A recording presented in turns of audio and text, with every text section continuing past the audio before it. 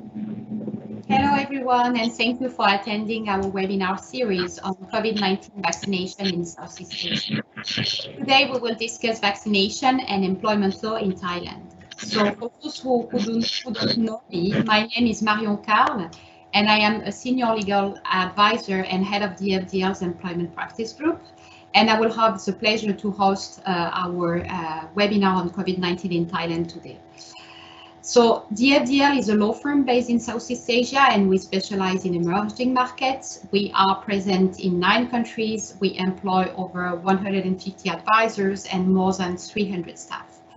We have a team dedicated to labor and employment across our various offices to ensure that our clients receive constant, seamless, and appropriate legal assistance when employment-related issues arise.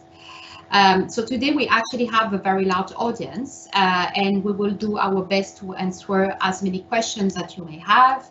If we don't have the time to answer your questions, I encourage you to follow up by email, and you can easily find our email address on our website. Joining us today on the program is Kraisorn, who is a partner in our Thai office. Welcome to the program, Kraisorn. How are you doing today?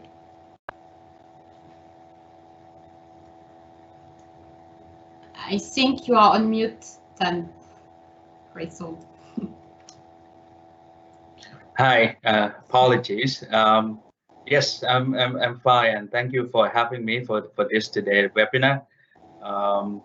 So it would be a quite interesting topic here we have today, given the current situation that is quite developing in quite challenging ways right now.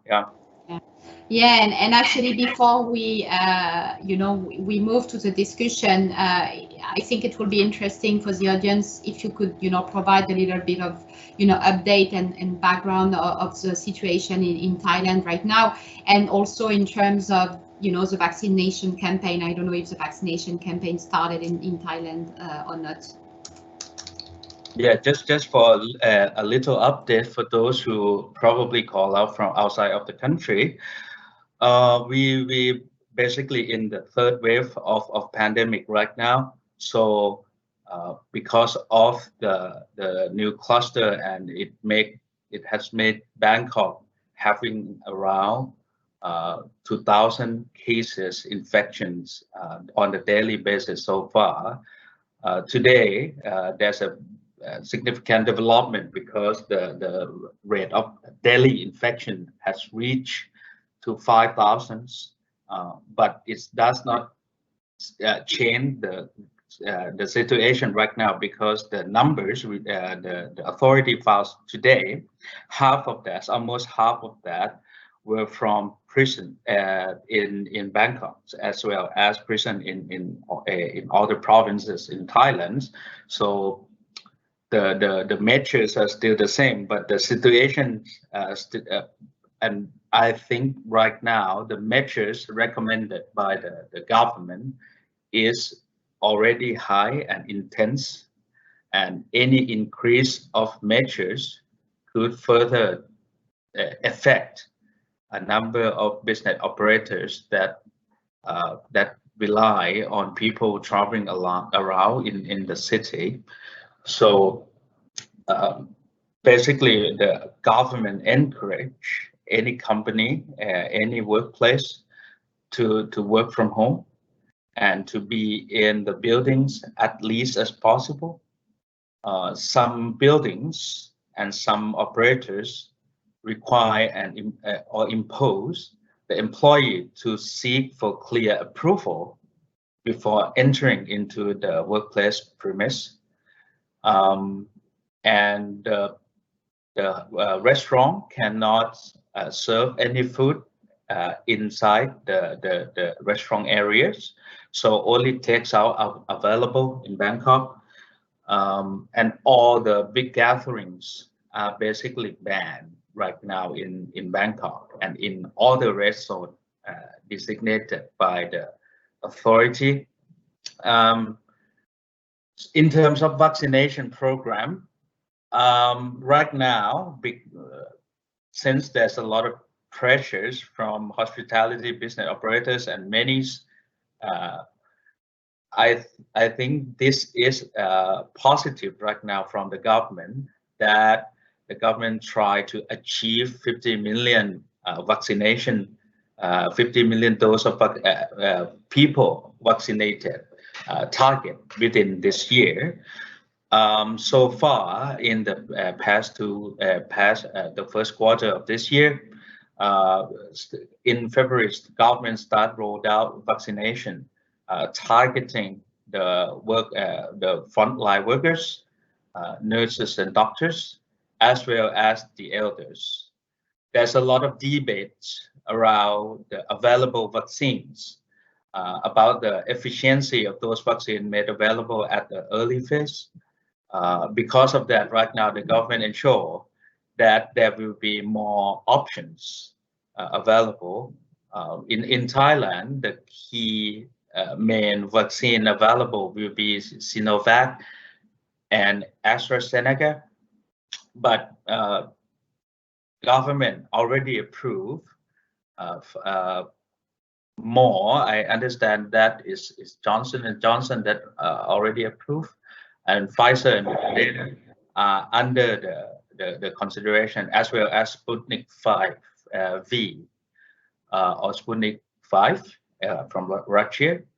And government authorities start to provide update plan on the vaccine rollout, that the major chunk of AstraZeneca and will start to roll out within June, and that will be the main vaccines for Q2 and Q3 and Q4, and it is possible right now, and there's a lot of expectation that there will be a private vaccination made available for any person that want to have vaccination with private hospital, and that should be available as well in Q3 and Q4. So combination of these two, that's the grand scheme of things by the Thai government to achieve around 50 million people for vaccination. So that, and I think the key update from the government with respect to our topic today is that the government clearly expressed their intention that they will vaccinate people, both Thais and foreigners who work in Thailand. And all of this vaccination program will be on a consent basis. So there will be no mandatory, no legislation to force people to vaccinate. Given a lot of political debates around efficiency, side effects of all vaccines, because at the end of the day, vaccine of this kind is there might be some unclear information on long-term effect of this vaccine. So concept will be the key for the vaccination program in Thailand. That would be the overall outcome of the vaccination program right now. Thank you, Kraisorn, for this very precise and detailed summary. And yeah, it's interesting to see that in comparison to maybe other jurisdictions, I'm thinking about Cambodia, for instance, was rapidly rolled up its vaccination campaign. So Thailand seems to be a little bit behind, but at the same time, it is also facing the shortage of vaccine, like every country in the world do so yeah. But yeah, indeed, I agree that it is very encouraging and hopeful. Yeah. And if I want to add a little bit more, so even we are behind, but I'm quite optimistic of the vaccination program. Yesterday, government announced as well that the vaccination points will be quite widespread in the city and in the red zones. They are working with a number of business operators to allow as much as possible vaccination points, and they use under the concept of walk-in vaccination. So I think this would help a lot in terms of Yeah. vaccination rate in Bangkok. Okay. That's great to hear. So maybe now we can move to the to our conversation and maybe focus a little bit more on the potential impact of Yep. COVID-19 vaccination on employment law. And my first question, and this is a question that we get a lot from our clients, although it might be a little bit ahead of time since the vaccination campaign started, but it's not really broad in Thailand, but can an employer require its employees to be vaccinated? And I appreciate that you already responded a little bit. Yes, so since overall campaign in and the policy of the government, it will be a consent based. So basically you should not require the employee to be vaccinated. What we see in Bangkok right now, even now, is that a number of big companies start to have invitation and campaigns for their employees to list up and register for vaccination. And the government and the employers basically are working with the government to ensure that their employee who consent will get vaccinated as soon as possible. Yeah. Thank you.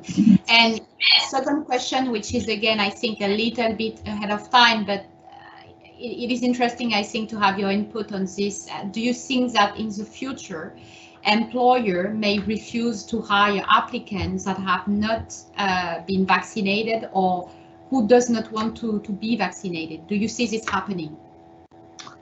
I think the legal terrain has not yet allowed the employers to clearly set out this as a requirement, but rather the law and right now allow, and you can do it right away, is to put it as a let's say instruction that once you employ by the operators, you should offer the employees the ability to vaccine, either sponsored by the government or sponsored by the company itself. Thank you very much. And so I mean, vaccination actually triggers many issues. So from an employment perspective, we already talked about this, but also from a data protection perspective, because, and especially if the employer wants to have access to the vaccination information, how this information will be treated. So my question will be first, is there any data protection law in Thailand? And I of course know already the answer, but I think it's relevant for this discussion. I think the big update to everyone would be the basically legislation postponing the effectiveness of the PDPA just came out earlier this week. So the employers can be at ease a little bit more for a year because the obligation with respect to the PDPA will not yet be effective until June next year. But based on the law, yes, the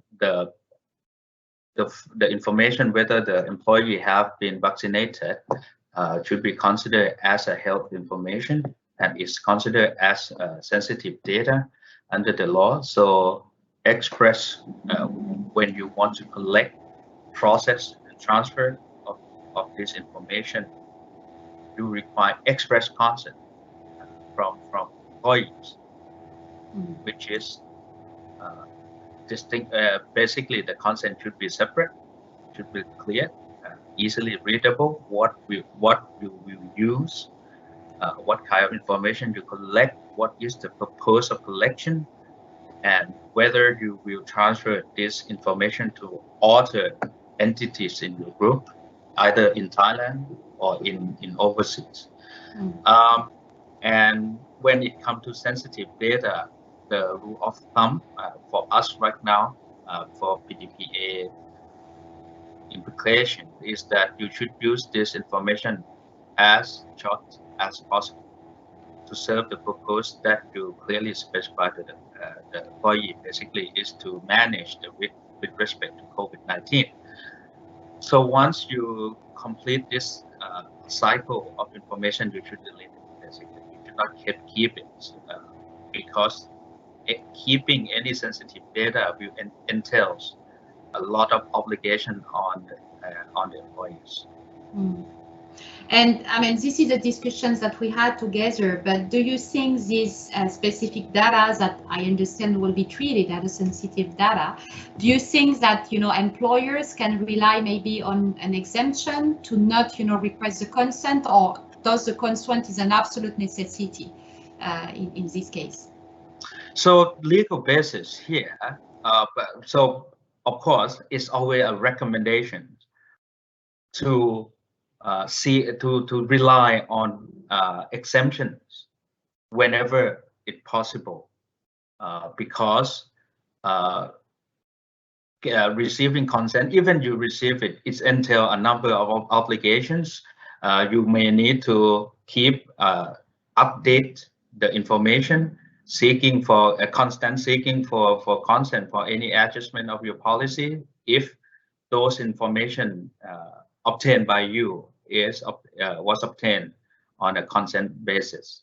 So, but in our case, since it's health information, is not directly related to the reciprocal contract performance in this case, and since the client, the government will not mandatorily require this sort of information from us unless there is a symptoms. So once there is a symptoms of COVID-19, then under the law you have an obligation to notify. In those cases, you don't need a consent. But the fact of vaccination, I think this is still problematic to rely on a legal basis under the PDPA right now, given the current situation. But of course, it could develop in the future. Interesting. No, but yeah, and I agree with the safe approach.